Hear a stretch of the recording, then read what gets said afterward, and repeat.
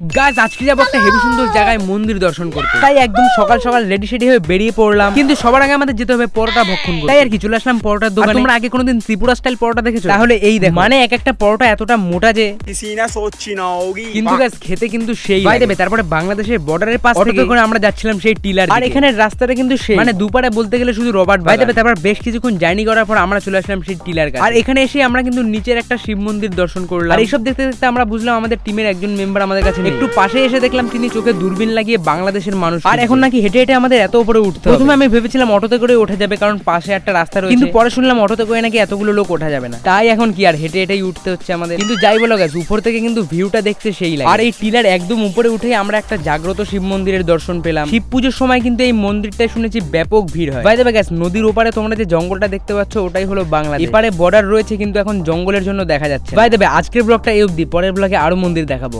By.